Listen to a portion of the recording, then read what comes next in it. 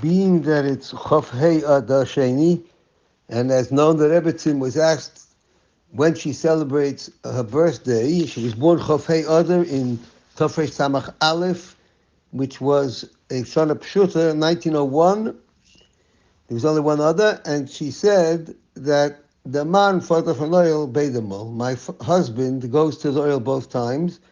And we also know from her father, the Frierdiker Rebbe, in Chelik Tesvav of the Igris of the Rebbe Rayatz, that he sent a birthday wish to her both for Chafei Adar Rishon and for Chafei Adar Sheni. So in honor of that, I just want to share four very small little um, items which I heard from different people about the Rebbe and the Rebbetzin, and which I personally, without a charayas,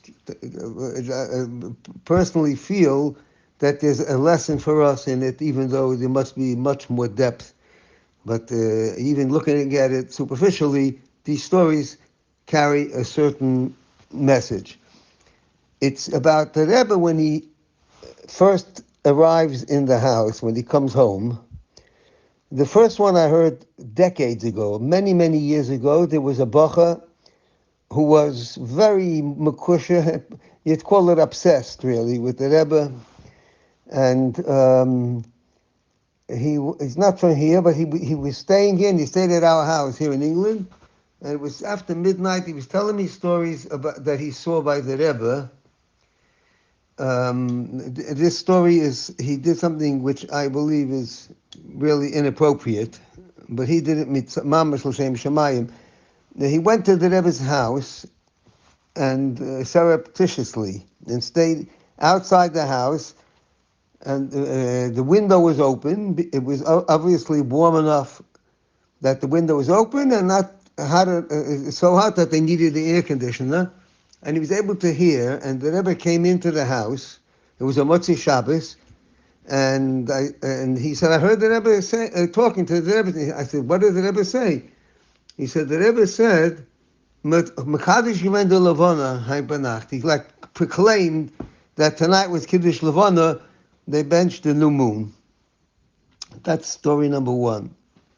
Story number two, a similar thing, but this happened by mistake. Our son, Reb Yosef Yitzchok, now in Peachtree City, when he was a bacha, my shver, Reb Zalman Jaffe and Mrs. Jaffe, rented the whole year the basement of the Itkins, right next to 770, next to the library, and it suited them.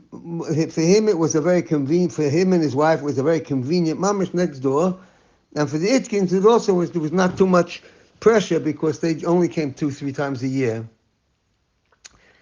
And incidentally, in that they also had a tenant, Rabbi Zalman Shimon Dvorkin, and there were times like Sukkot, and the Sukkah there was very rich in Farbrengen between the Itkins and the Jaffes and Rabbi Dvorkin. There was a lot to hear. That's for a different time. And so Yossi went in there, and there was a room which opens up to the backyard, which also is the library, next door to the library. And it was Sukkot, and the window was open, and he was in the room. It wasn't his room at all because he was in the yeshiva, in the dormitory. And he heard, unmistakably, the Rebbe's voice that coming into the sukkah and said, the shul given full mit Menschen. The Rebbe said to the Rebbetzin, the shul was very, very full of people. And also like a proclamation. And he went out immediately. He felt it was not right to be there, and never went there again on Sukkot into that room when it was the time of Sudas. The third story I heard at the Oyel this year, Chaf Bei Shvat, and that is that the Rebbe came in, probably to the library. Whenever he came in to the house or to the library, to the Rebbetzin, and his first sentence was, "Es kommt uns a Mazel Tov. Reb Zalman Gerari hat gehat der erste Urenikel." We are owed a Mazel Tov. Reb Zalman Gerari had just had his first great grandchild. That's the third proclamation. The fourth one was at the library next door, and Shamshon Bakadosh was there, and I think that there was a grandson, maybe it was a little boy, 2-year-old boy, who had some connection there. I'm not sure I followed what it was, and the Rebbe was not expected just yet, but door opened, the Rebbe came, and meanwhile that little boy was wandering around, and he was holding by going out, and then he saw the Rebbe coming in, this boy, so he gave the Rebbe his hand, and the Rebbe walked in, holding his hand, and he said to the Rebbetzin, "Ich hab gebracht a Gast, I brought you a guest." Those are the four. There were a couple of other ones, some I forgot, but some are not negated right now. A similar message. What I took from it is a message in life. Shalom bayis. When you come home to your spouse, to your chava, to your parents, to your family, to your friend, or in any situation, everybody obviously operates under tremendous pressures, hopefully good ones, all types of pressures. When the first sentence that one says should be something, a positive thing. It could be something that looks, it looks trivial, lahavdil, but something which is a happy, positive, upbeat kind of a statement.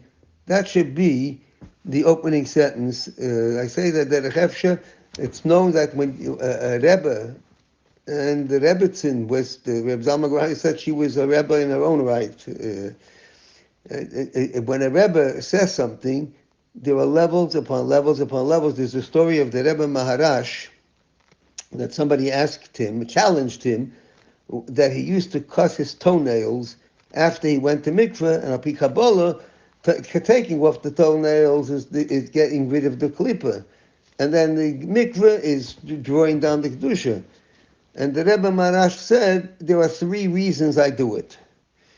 And he said one reason was something also from a Torah source, I think, just slips from mind at the moment. Second reason, he said, is that after I'm in the mikveh, my nails are softer and they're easier to cut. And he stopped. So the person said, "What's the third reason?" He said, "That's for me to know, not you." So even when we say it, but at the same time, I heard these stories and I want to share it with my Yedidim.